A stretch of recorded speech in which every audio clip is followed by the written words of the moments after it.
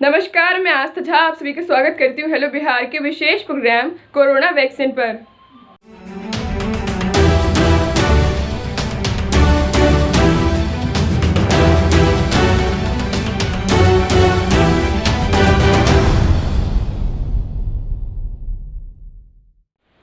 देश में पिछले कई दिनों से कोरोना संक्रमण के नए मामलों में कमी और स्वस्थ होने वालों की संख्या में लगातार सुधार से सक्रिय मामलों की संख्या कम होती नजर आ रही है तथा इनकी दर 4% से कम हो गई है। गत 30 नवंबर से कोरोना के दैनिक मामले 35,000 के आसपास आ रहे थे, लेकिन अब यह 30,000 से भी कम हो गई है। बात करें बिहार की, तो बिहार में ठंड में कोरोना संक्रमित मरीजों की घटती बढ़ती संख्या पर नजर रखी जाएगी। स्वास्थ्य विभाग ने राज्य के सभी मेडिकल कॉलेज अस्पतालों के प्राचार्य एवं अधीक्षकों को निर्देश दिया कि ठंड के बढ़ते प्रभाव को लेकर कोरोना मरीजों के ट्रेंड पर नजर रखें। मरीज अस्पताल में घट रहे हैं या बढ़ रहे हैं, इस पर ध्यान देने की जरूरत है।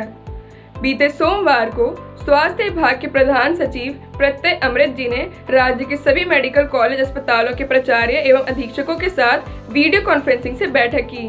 बैठक में उन्होंने सभी मेडिकल कॉलेज अस्पतालों में कोरोना संक्रमितों की इलाज की स्थिति की समीक्षा की। प्रधान सचिव ने पूछा कि कहीं कोई गंभीर मरीज तो नहीं है। उन्होंने अस्पताल में दवाओं की उपलब्धता, मरीजों की परेशानी को लेकर भी जानकारी प्राप्त की। कोरोना वायरस वैक्सीन के लिए महीनों से जारी कवायद अब रंग लाती दिख रही है। फाइजर के बाद अब सीरम इंस्टीट्यूट ऑफ इंडिया ने अपनी कोरोना वैक्सीन कोविशील्ड के इमरजेंसी इस्तेमाल की अनुमति मांगी है।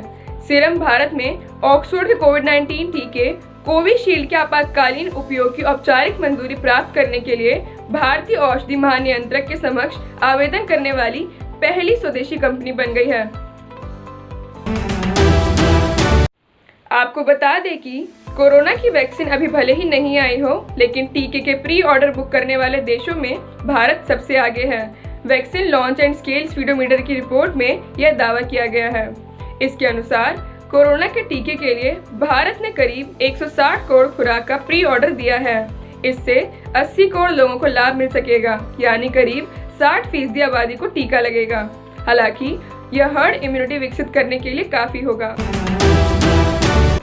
देश में तैयार हो रहे कोरोना वायरस के 3 वैक्सीन को केंद्रीय ड्रग्स स्टैंडर्ड कंट्रोल ऑर्गेनाइजेशन की हरी झंडी मिलने का इंतजार है। फाइजर, SII और भारत बायोटेक की कोविड-19 वैक्सीन पर तेजी से विचार किया जा रहा है और उम्मीद की जा रही है कि तीनों ही टीके या फिर किसी एक को जल्द ही वैक्सीन के लिए लाइसेंस की मंजूरी मिल जाएगी। नीति आयोग के सदस्य डॉक्टर VK पॉल जी ने नई दिल्ली में मंगलवार शाम को स्वास्थ्य मंत्रालय की प्रेस कॉन्फ्रेंस में यह जानकारी दी। वहीं केंद्र स्वास्थ्य मंत्रालय के सचिव राजेश भूषण जी ने कहा कि हमारे देश में पॉजिटिव केसों की संख्या में लगातार गिरावट आ रही है और वर्तमान में ऐसे मरीजों की संख्या दर 6.5% है, जबकि पिछले 7 दिनों का पॉजिटिविटी रेट 3.2% है। उन्होंने यह भी कहा कि प्रति 10 लाख लोगों पर कोरोना वायरस के मामलों में अगर हम विश्व के बड़े देशों से भारत की तुलना करें तो वहां भारत से 7-8 गुना ज्यादा मामले हैं।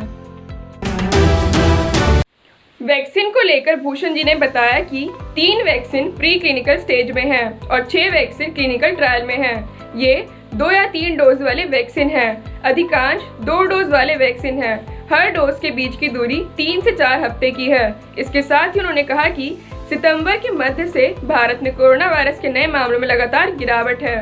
मंत्रालय ने बताया कि कोविड-19 टीकाकरण की तैयारी के संबंध में कोविन सॉफ्टवेयर पर अग्रिम मोर्चे के स्वास्थ्य कर्मियों के बारे में आंकड़ा अपलोड किया जा रहा है। स्वास्थ्य कर्मियों, अग्रिम मोर्चे पर काम करने वाले कर्मियों के लिए 3 करोड़ कोविड-19 टीके की पहली खेप को भंडारित करने के वास्ते मौजूदा शीत भंडारण की व्यवस्था पर्याप्त है। मंत्रालय ने कहा कि NEGVC ने सिफारिश की है कि कोविड-19 टीकाकरण में 1 करोड़ स्वास्थ्य कर्मियों को प्राथमिकता मिलनी चाहिए। स्वास्थ्य मंत्रालय ने कहा कि सार्वभौमिक टीकाकरण कार्यक्रम के तहत 2,38,000 ANM टीकाकरण में हिस्सा लेती हैं। कोविड-19 टीकाकरण के लिए 1,54,000 ANM का इस्तेमाल होगा।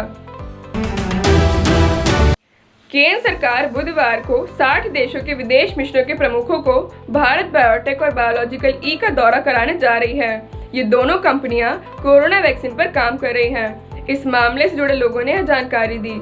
राजनयिकों को वैक्सीन पर काम कर रहे वैज्ञानिकों की ओर से अब तक हुई प्रगति के बारे में बताया जाएगा। भारत बायोटेक उन 3 कंपनियों में शामिल है जिन्होंने सरकार से आपातकालीन इस्तेमाल के लिए मंजूरी मांगी है। भारत बायोटेक के अलावा सीरम इंस्टीट्यूट और फाइजर इंडिया ने भी सरकार को आवेदन दिया है। नेशनल इंस्टीट्यूट ऑफ वायरोलॉजी के साथ मिलकर भारतीय टीका बनाने वाली कंपनी भारत बायोटेक का टीका तीसरे चरण के ट्रायल में है, जिसमें 25,000 वॉलंटियर्स शामिल हैं। इसने निष्कर्षीय वायरस के प्रयोग से इम्यून रिस्पॉन्स पैदा किया है। विदेश मंत्रालय ने पहले पुणे बेस्ड सीरम इंस्टीट्यूट को भी शामिल करने का प्रस्ताव बनाया था, लेकिन बाद में यह विचार छोड़ दिया गया। विदेश मंत्रालय ने पिछले महीने 190 देशों के कूटनीतिज्ञों और अंतर्राष्ट्रीय संगठनों को संक्रमण पर काबू पाने के लिए भारत की ओर से उठाए गए कदमों के बारे में जानकारी दी थी। उसी दौरान कोविड-19 संबंधी रिसर्च और वैक्सीन डेवलपमेंट में जुटे संस्थाओं को दौरे के प्रबंध का वादा भी किया था। इसी के साथ मैं आस्था झा आप सभी से विदा लेती हूँ। फिर मुलाकात होगी कुछ नई खबरों के साथ। तब तक के लिए अपना और अपने परिवार का बहुत ख्याल रखें। आशा करती हूँ आपको हमारा ये विशेष प्रोग्राम पसंद आया हो। इसे लाइक एंड शेयर ज़रूर करें। धन्यवाद।